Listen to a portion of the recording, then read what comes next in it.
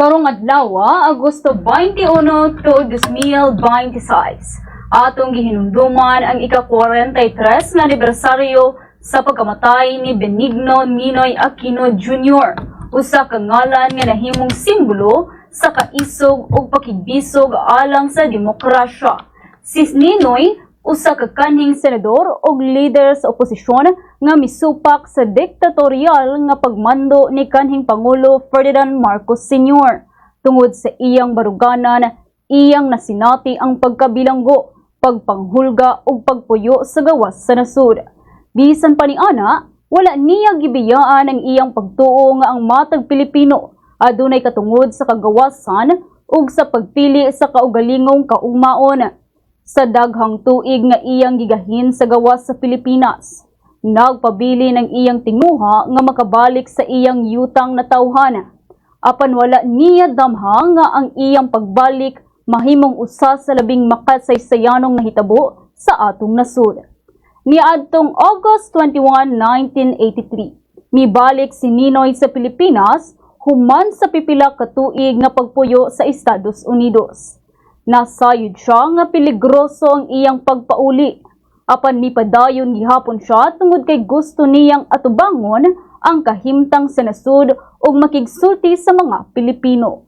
Sa iyang pag-abot sa Manila International Airport, giubanan siya sa mga armadong security personnel samtang nanaog gikan sa eroplano. Apan wala magdugay, gipusil siya sa tugpahanan ug namatay. Ang iyang pagkamatay nakapakurat sa tibuok nasud ug makapukaw sa dakong kasuko ug kasubo sa mga Pilipino. Ang tawo nga mibalik aron makigsulti alang sa iyang nasud, wala na makaabot sa iyang gitumong nga panaw. Apan bisa namatay si Ninoy, wala namatay ang mga ideya nga iyang gibarugan. Ang iyang kamatayon nahimong hinungdan sa mas kusog nga pagmata sa mga Pilipino, batok sa pagpang-abuso sa gahom ug paglapas sa mga katungol. Misunod ang dagkong pagprotesta ug mga kalihukan nga nanawagan alang sa kausaban. Mas daghang Pilipino ang isog nga mipahayag sa ilang baruganan ug pagpangayo ug hustisya. Ang iyang ngalan nahimong panawagan sa usa ka katawhan nga nangandoy nga mabalik ang hingpit nga kagawasan ug demokrasya. Ug gikan sa iyang sakripisyo, mitubo ang usa ka kalihukan nga sa ulahi mitapos sa usa ka dakong hugna sa kasaysayan sa Pilipinas. Niadtong 1986, nahitabo ang People Power Revolution o EDSA Revolution. Diin minilyon ka Pilipino ang mitapok aron malinawong ipakita ang ilang panawagan alang sa kausaban. Ang iyang asawa nga si Corazon Aquino nahimong usa sa mga nagunang simbolo ni ining nga kalihukan. Aniya ang pagpanumpa ni kanhing presidente Corazon Aquino. I, Corazon Cojuangco Aquino, do solemnly swear that I will faithfully and conscientiously fulfill my duties as President of the Philippines, preserve and defend its fundamental law, execute its just laws, do justice to every man, and consecrate myself to the service of the nation. So help me God. Human sa maong revolusyon natapos ang pagmando ni Marcos Sr. ug napulihan kini sa usa ka administrasyong demokratiko. Mao nga ang kamatayon ni Ninoy dili lamang nakita isip pagkawala sa usa ka leader, kundi isip usa ka panghitabo nga nakapukaw sa nasud. Ang iyang sakripisyo nahimong bahin sa istorya sa pagbalik sa demokrasya sa Pilipinas.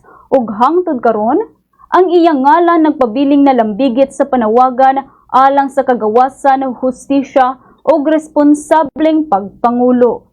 Apan unsa man gyud ang gipasabot sa Ninoy Aquino Day alang kanato karon, labaw pa kini sa usa ka adlaw nga walay trabaho o bakasyon alang sa kadaghanan. Kini usa ka higayon na aron atong balikon ang leksyon sa kasaysayan ug pamalandungan ang bilis sa kagawasan nga atong natagamtam karon. ang demokrasya dili lamang makita sa panahon sa eleksyon o sa pagpili sa mga leader. Makita usab kini sa atong kagawasan sa pagpahayag sa atong huna-huna, sa pagpangutana sa mga ana sa gahom, ug sa pagbarog batok sa dili matarong.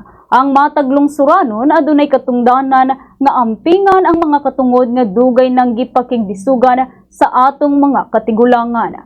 Ug ang paghinumdom kang Ninoy, usa ka pahinumdom nga ang kagawasan dili angay pasagdan o abusuhon. Sa matag pag-abot sa Ninoy Aquino Day, gihinumduman sa mga Pilipino ang iyang kinabuhi, sakripisyo o ang iyang nahimong papel sa pakigbisog alang sa demokrasya. Gisaulog kini pinaagi sa lain-laing kalihukan sa mga ahensya sa gobyerno, mga eskwelahan, pribadong organisasyon o mga grupo sa katawhan. Adunay mga seremonya sa paghinumdom sa kasaysayan, mga programa sa edukasyon o mga kalihukan nga nagtumong sa pagpasidungog sa iyang kabilin. Dili lamang ang iyang pangalan ang gihinumduman niini nga adlaw, kundi ang mga prinsipyo nga iyang gibarugan sama sa kagawasan, demokrasya ug pagpanalipod sa katungod sa matag Pilipino.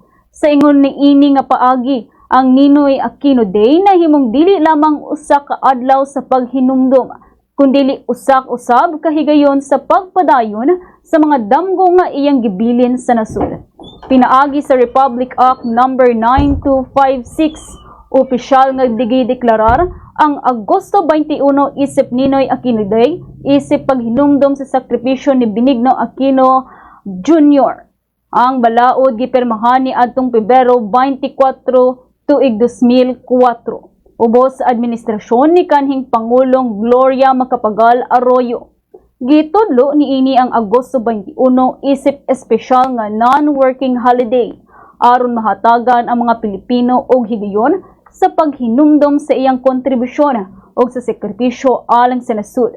Aniya ang pagpamulong ni kanhing Senador Benigno Aquino. I refused to eat because I thought they were poisoning me. There was nothing in the room, barely nothing. And I had nothing to do but twiddle my thumb. And for the first time in my life, I heard the ticking of every second, and I was counting every second into minutes. And as the minutes marched into hours, and the hours into days, and days into weeks, I knew what loneliness meant. For 7 years, I was not allowed to see the moon and the stars. There were days where they left me all alone by myself. I had no reading material. I had nothing. I was twiddling my thumb. I would walk and walk and walk across my room. Just a room of about 4 meters by 5 meters. Hoping that I'll get tired. And then when I get tired, I will fall asleep. Knowing that tomorrow will be the same. My friends, I cannot understand the temerity and the gall of these people. Kang ganon, be practical. Talagang ganon Nakibagay ka na napakalakas ka ng bagyo Ikaw lahi ka mahihirapan diyan. Mag-isa ka dyan. Hindi balik kang ganon. Kung ayaw mo nang sumulat, tumawag ka na lang sa telepono, ibulong mo na lamang. Ayos na. I would like to tell you that I was tempted in my almost 7,285 days in prison to do just that. I am only human. Ako po isang tao lamang. When my wife and children would visit me and they would leave me at dusk after 1 hour, I also would like to enjoy the embrace of my children and the peace of my home.